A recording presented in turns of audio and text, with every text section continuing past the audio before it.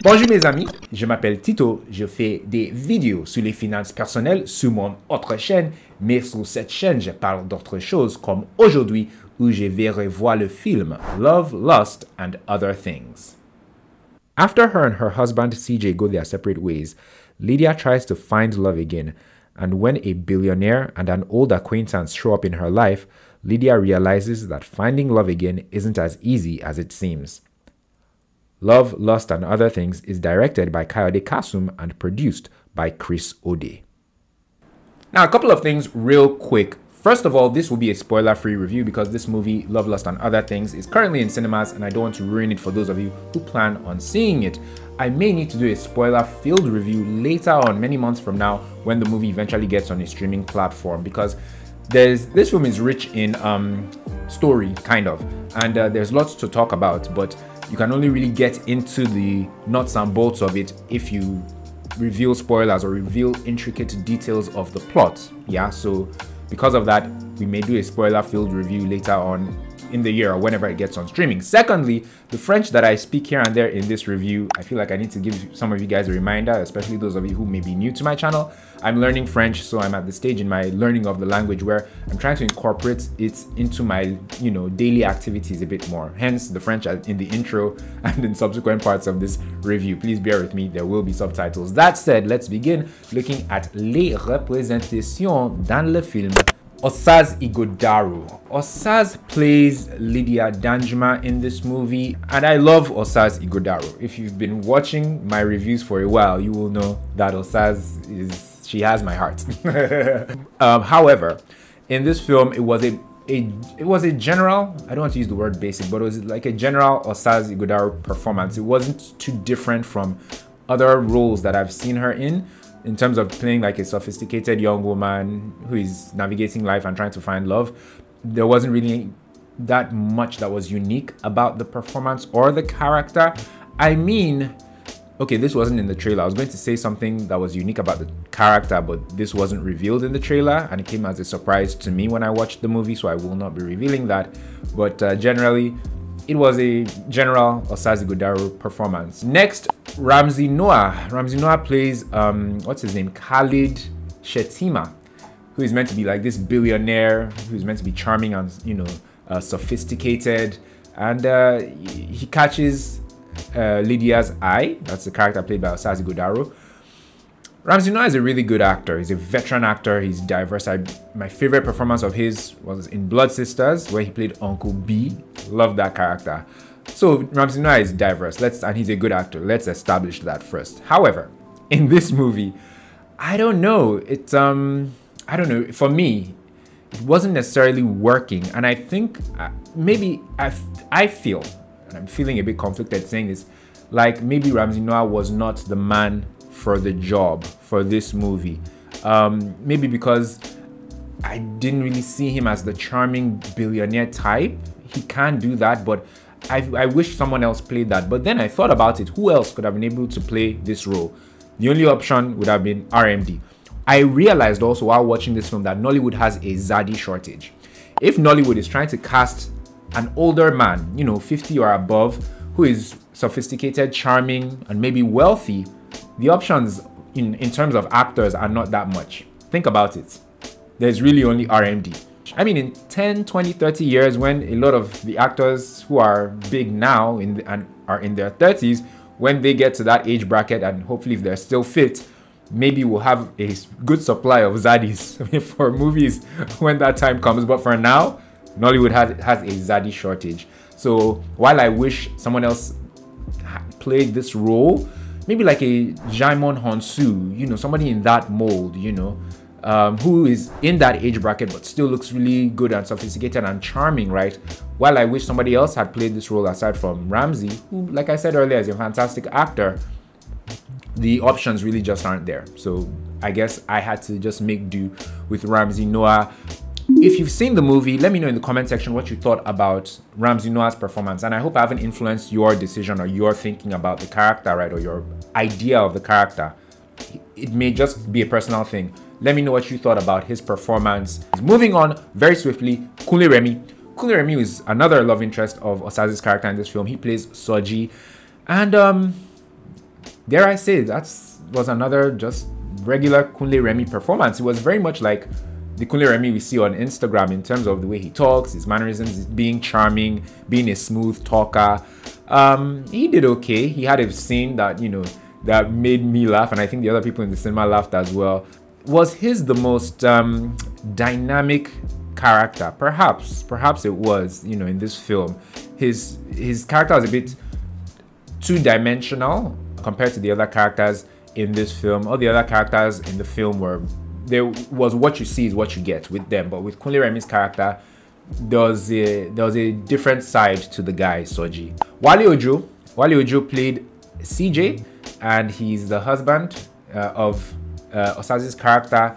I think in the trailer we established that they do get divorced, so they get divorced, they go their separate ways at some point, and you know, Osas is on the market where she's, you know, in this now love triangle with these other men.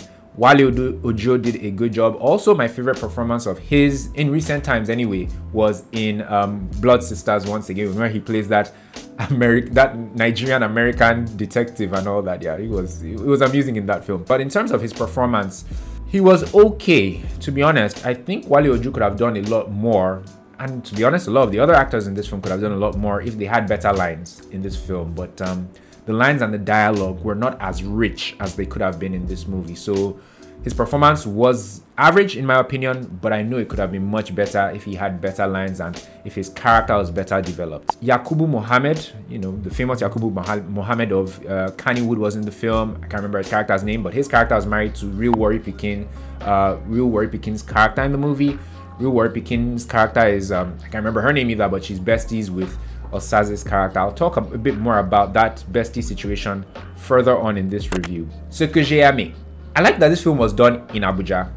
Honestly, I like when films are just done anywhere other than Lagos. I've seen Lagos so much in so many films that I really appreciate it when I see other cities or other locations outside of Lagos.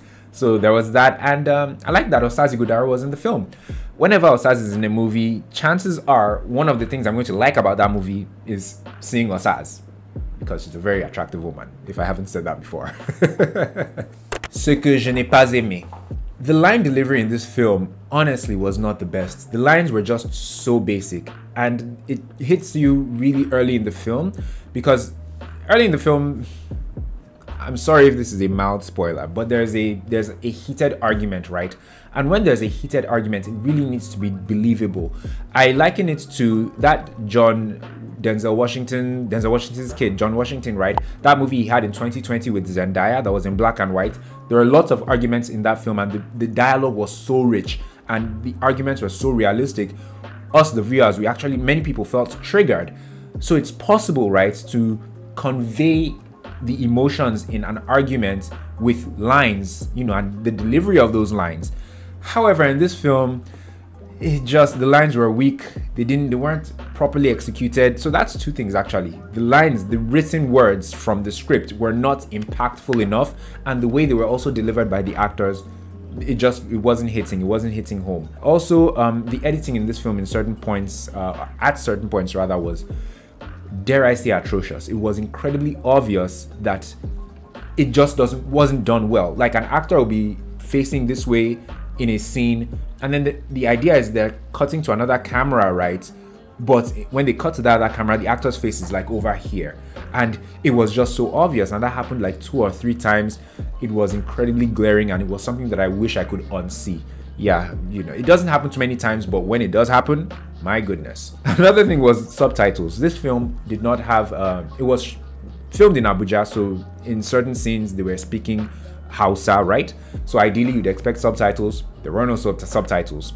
Now, when you guys end up seeing this film, there may be subtitles, because a cost, or you know, that one pays sometimes when you see a movie on opening day in Nigeria, is that you don't get the proper edit, the final edit. They'll probably do another version with the subtitles, or when it gets on streaming, obviously the subtitles will be there. But for me, the version I saw on opening day, yesterday, Friday, no subtitles. The next thing I didn't like about this film was the extras.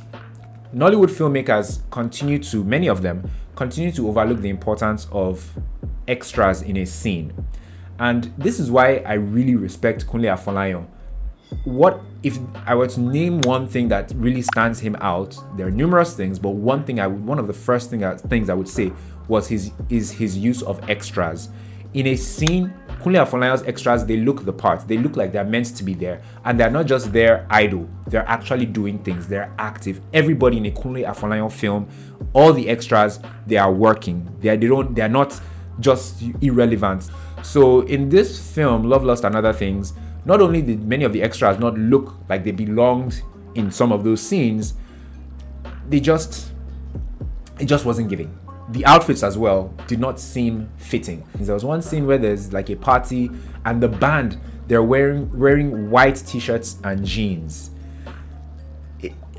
Not that there's anything wrong with that. They're the kinds of parties where the band and the backup singers and whatnot, that's their outfit. But for the kind of, event that this was done in, to have those guys wearing that, nah, it wasn't working.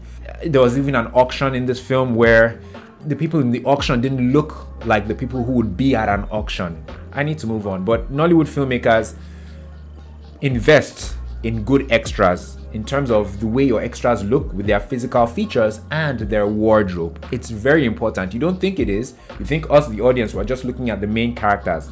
No, many times we're looking at the entire scene, the set, the lighting, the main actors, the secondary actors, the extras. We're observing a lot, and all those things play a role in making that, telling the story of that scene. Let me move on. Continuity. The continuity in this film was an issue at certain points. More than once, there were scenes where it was supposed to be night time, but the room was so bright, or even looking at the window, it was incredibly bright, suggesting that those scenes were filmed during the day. In fact, in one instance, there was a scene where one character was on the phone with another character. That the main character was like in an Uber. It was nighttime, but with the person she was talking to, who was in their house, that person was in their pajamas, who was naturally meant to be. They're in the same time zone. Not that one person was in America, another person in Nigeria. They were in the same Abuja. So the person at home is in their pajamas, but it's so super bright, and even like through the windows, it looked like daytime. So that was just one of a few continuity issues. There's a scene where children are having a birthday in this movie. There was no flipping birthday cake. Moving on, the end credits in this film went by way too fast. I tend to watch, and a lot of other people, to be honest, watch end credits of movies, Nollywood movies and American movies and whatnot, to see the names of the actors. Well, me anyway, I check to see the names of the actors, the name of the cast and crew, things like the producer, the editor, the writers. At the end of this movie, it was as if they fast forwarded the credits. It went by so fast. I couldn't even the main actors, I couldn't really see their names, not to mention the cast, the crew. So that was incredibly off, and it made me wonder, are they not proud of the people that worked on this film, that they don't want us to see the names of the people that worked on this film? And finally, I saved this one for last.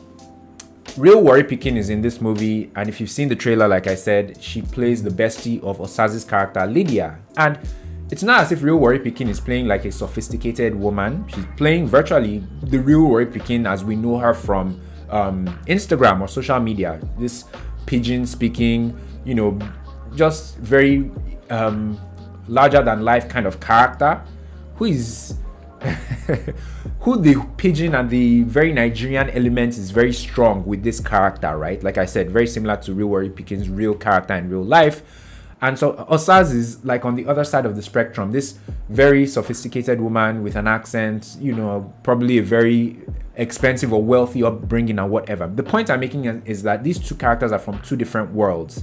How do they end up being besties in this film?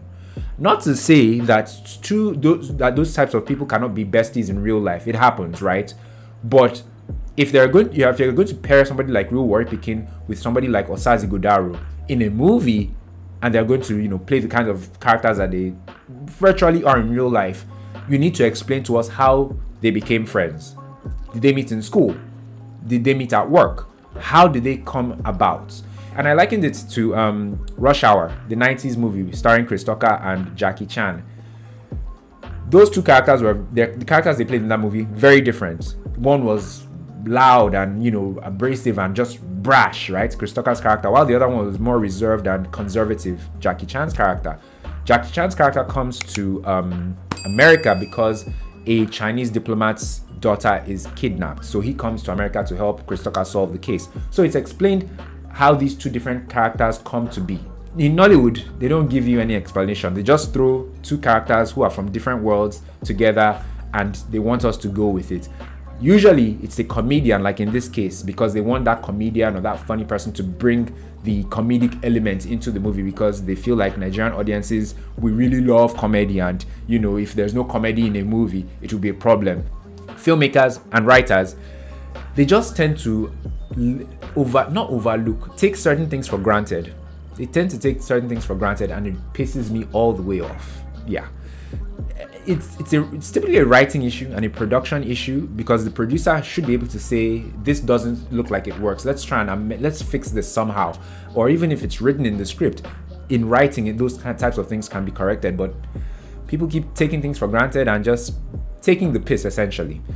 I'm getting worked up and emotional. Let's move on, shall we? Qui devrait le voir?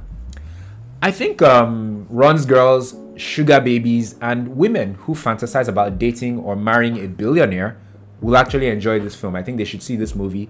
It will be relatable to them, because in a lot of this film, there's that kind of thing happening. So I think it may give them context, especially those who fantasize about dating a billionaire.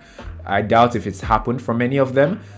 This film may let them know that, or reveal to them that all that glitters is not gold, and it's not as easy as it may seem, or as they think it is. The last category of people who I think will enjoy this film are women who juggle multiple men. Because in this film, Lydia, she's not even like in a love triangle. It seems like a love rectangle at certain points, you know, and she's simultaneously trying to date these men.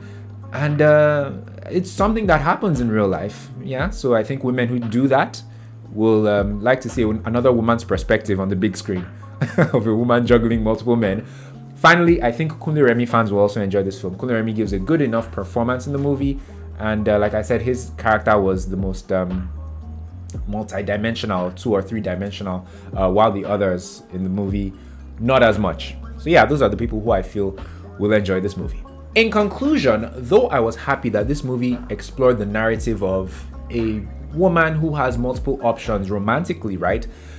It felt like one of those Nollywood films that was good but could have been great, with more intentionality, with better writing, and more attention to detail. And what this film, another thing actually that this film actually put me through, was how Nollywood filmmakers, in terms of producers, writers, and directors, particularly the writers, are indirectly frustrating people like me who like things to make sense in films and who like attention to detail. Because lots of Nollywood films overlook those things. They feel like, oh, you know, don't focus on the journey, just focus on the destination, focus on where we're trying to get you to. Don't look at all the, you know, little details that are on the path to where we're trying to get you to. It really does do my head in. It really frustrates me when things don't make sense. And to be honest, after seeing this film, I really gave serious thought to if I'm the issue, if me wanting a film to make sense, if me wanting to see intentional details in a film, if I'm asking too much of Nollywood. I came to the conclusion, no, I'm not asking too much, because I've seen other Nollywood filmmakers pay attention to detail, tie up loose ends, and have plots and subplots make sense. It happens, it's possible, but they are the minority. I don't even want to name or list some of those writers, producers, and directors, but they exist. You know they exist. But the majority of Nollywood filmmakers, writers, producers, directors, casting directors, editors, they don't care about the little things. They just want the audience, in many cases, to overlook many things, in fact. And I'm sure when they see this, you know, my reviews, and I keep on talking about how unrealistic certain things are, they feel like they may say, oh, you're asking for too much, you're being too extra, you know, come off it, and stuff like that. I liken it to how lots of Nigerian men, and in some cases men in general, how they tell women that they like, or women that they're romantically involved with, that it's unrealistic for a man to not cheat in a relationship or in marriage. You women watching, you know that this is a thing, that many men try and convince you women that cheating is just a thing that men do, that you should just go with it, accept it. No, it's a lie from the pit of hell. Do not accept it. It's the same way that it's the life from the pit of hell that Nollywood films do, that there are certain things that don't need to make sense or that can be overlooked, that, you know, it's asking too much for things to make sense to a large extent in a Nollywood film, but they want me to think that I'm asking for too much. You get my point? So let's all just try and do better, right? I'm not going to reduce my standards and just be accepting mediocrity left, right, and center. No, I'm going to keep my standards high, and I'm going to support the filmmakers, writers, producers, directors who are doing the right thing, who are paying attention to details, who are dotting their I's and crossing their T's. Thank you guys so much for watching this review. Sorry it was longer than it needed to be, but clearly I needed to get a few things off my chest. If you enjoyed this Nollywood review of Love, Lust, and Other Things, please like it by clicking. I'm hitting the set all over the place.